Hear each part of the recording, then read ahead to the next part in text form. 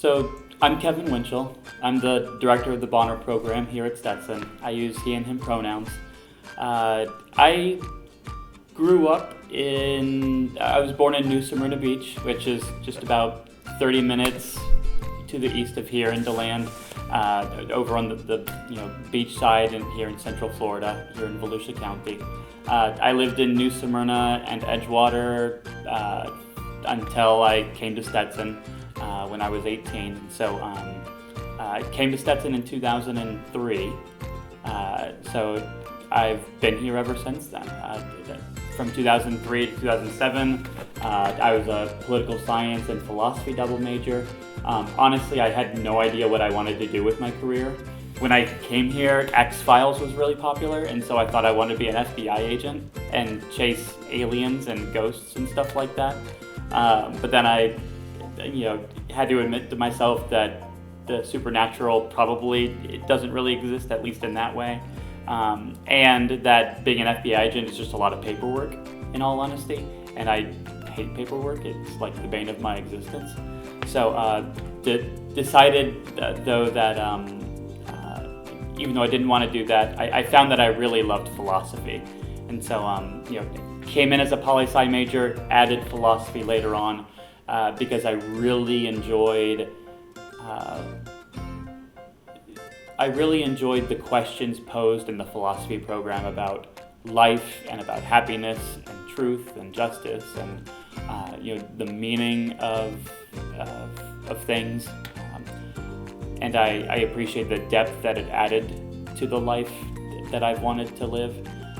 And so graduated in 2007, having studied both political science and philosophy. Our Bonner program started during that time here at Stetson. It started in 2005. And I joined Bonner during its second year in existence at Stetson, which was my senior year, 2006 to 2007. And my Bonner site was, at the time, our Center for Community-Based Research. And so we call it CBR, Community-Based Research. And so I worked with a professor in the sociology department. His name was Dr. John Shore. Absolutely brilliant person. Cared deeply about our community. He had a level of expertise about communities and disaster preparedness and response that he brought into the work he did with sociology. But he was the director of our Center for Community-Based Research. And so I was one of his assistants, and I don't know in hindsight that I was very effective in the job that I did, but I know that I at least learned a lot. Our role was primarily to help faculty connect with community partners so that the courses taught by those faculty could have a community engagement component built into them. And so not only through that would our students learn more about the subject matter of the courses, but also the students would learn in a way that would apply their learning to a real need in our local community. And so community-based research was a great way to bring together the academic and civic missions of higher education. And that was really the first time for me that things started to click in terms of what I wanted to seriously do with my life. Not like FBI agent, X-Files stuff, but really. Because growing up in New Smyrna, mostly raised by a single parent, and had my little brother and some older siblings as well, and we didn't have a lot of conversations about what I would do with my career or my life or anything like that. I did really well in high school, and I was generally a pretty self-motivated person. But being self-motivated doesn't mean that you have a clear trajectory necessarily. And being the first person in my family to go to a 4-year institution, and to certainly a liberal arts college or a university setting, I didn't have those sorts of people in my life who helped me figure things out and ask the big questions and help me get clarity on things like that. And so the philosophy program helped me do that. The Bonner program helped me do that. And sometime in the spring semester of my senior year, while Everybody else who's graduating is like figuring out what they're going to do with their lives, and they've got internships and great research lined up, and they're doing job interviews and grad school interviews and stuff. I really hadn't thought much about any of that, to be frank. Unfortunately, like many first-generation college students are they're in the same sort of situation, and I got this letter, because at the time we weren't really doing email very much yet.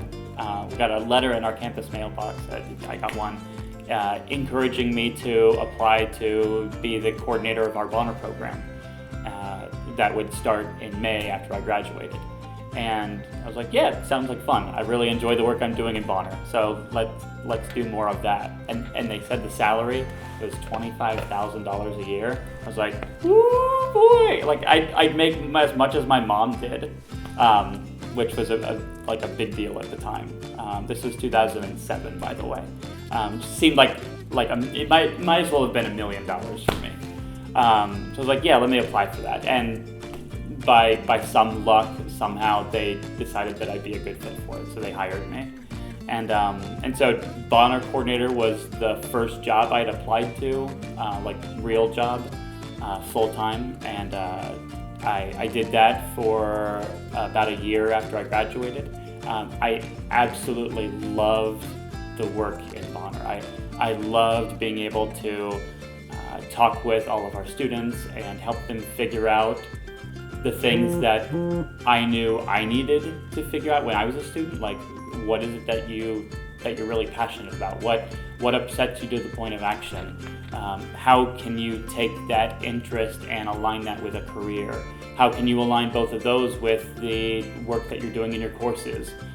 All those sorts of questions are things that I needed for me that I didn't quite have, but now I could do that for every other Bonner student and help connect all those dots of their experiences.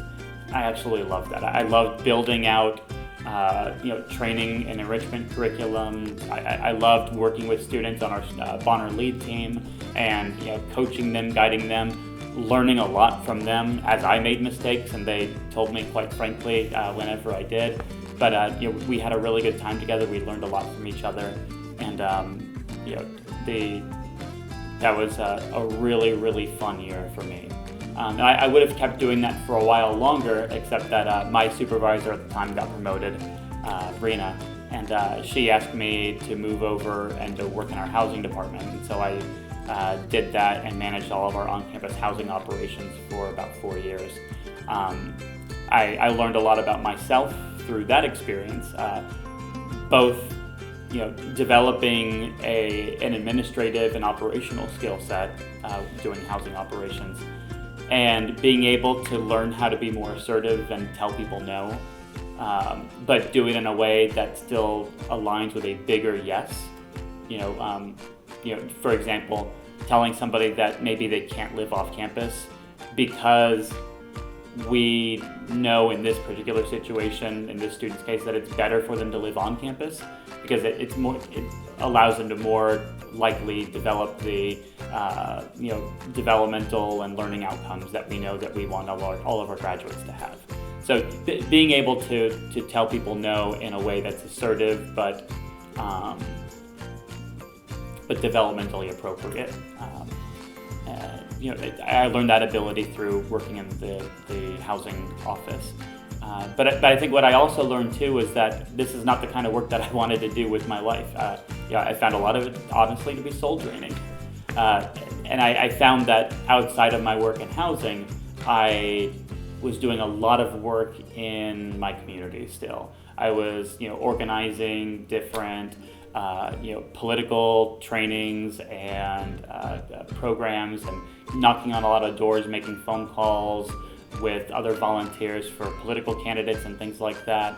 And I found too that I was still very interested in working with nonprofit organizations and those sorts of things. And so I found myself doing more and more Bonner-like things as my hobby in my spare time when I worked in the housing department. And that experience, at this point I'm like 23, 24, 25 years old. I'm still very early in my career, and I had to learn, through trial and error and through experience, what sorts of things I didn't want to do so that I get more clarity about what I did want to do.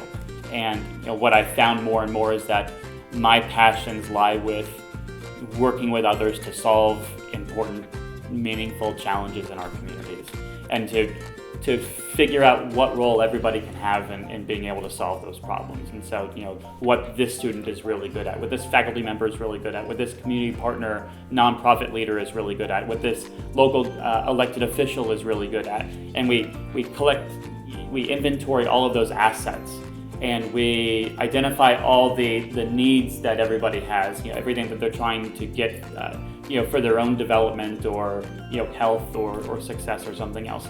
And you take all of those ingredients and you put them in the pot together, and you mix them up, and you figure out how each of those connects to each other. Because anytime someone needs something and someone else has something, that's where opportunities are created for internships, for research, for capstone projects and everything else. And it took me about 3, 4, 5 years after I graduated to really figure out that that's the thing that I'm really, really good at doing, and that I love doing, and that I want to do more of. And so I'm in my 4th year in the housing office now. By this point, this is probably 2011, 2012. A position becomes open in the Center for Community Engagement to be the director of the Bonner program and to direct other programs for the center. And so I applied for that, and I happened to get it, and I was ecstatic to be able to move back over and to take everything I'd learned through my own mistakes and growth and experiences working in housing, and as previously as a Bonner student and as a Bonner coordinator, taking all of those experiences that I had in my life and put those into this new opportunity, and be able to grow our team in the CCE and work with even more amazing student leaders through that time. And that was 2012, and now 10 years later, just in a couple months, I'll have my 10-year re-anniversary of coming back to community engagement. And I've been able to put all that into practice over this time and help grow our center. And to date now we've had about 340 students who have been in our Bonner program. We got about a 96% graduation rate for students in our program. We know that our students are graduating. They have higher GPAs. They are more likely to retain. They're more likely to get a job or go to a graduate program that aligns with their passions and their sweet spot, where their academic interests, career interests, and community needs all come together. And I couldn't be more proud of that work and what I've learned over that time as well. So when I think about my career and my journey so far, it's been influenced equally by a lot of good luck and learning from my mistakes and the mistakes of people around me, and also learning from the incredibly talented people who I've been able to work with, everyone from my political science and philosophy professors to Dr. Shore from our CBR Center, to Rena as my supervisor, and learning from my housing experiences and working with everybody in our Center for Community Engagement and all of that. All of those have helped to make me the person I am today, and to have influenced the values and beliefs I have and the trajectory I have, and I think my understanding about how connected all this work is, about how you can't do effective community engagement work without also making sure you're doing effective diversity, equity, and inclusion work, and incorporating that with justice and with democracy and with conversations about power and privilege and identity and personal and social responsibility. it's all mixed together, and you can't have one without the others. And I think overall, when I look back on the person I was when I came to Stetson, the kid who didn't know what the hell he was doing and wanted to be an FBI agent and everything else, I would have asked him the question that I ask all of our high school seniors now, which is, what upsets you to the point of action, and what do you want to do about that? What are you doing about that? And what's your plan going forward, and how can we help you get there? Those are, I think, the most important questions we can ask our students, and that's what I wish I would have asked myself, and that I would if I could go back in time and do that now. Because I think that if I would have had more clarity on that, I probably would have been able to get to where I am now a little bit faster, and maybe with fewer bumps along the road here and there. And I could extend that as well to many of the other students, the hundreds of honor students who have come through our campus since then. But overall, though, I'm thrilled with the opportunities that I've had and with the people I've been able to work with, and I don't think I'd trade it for anything.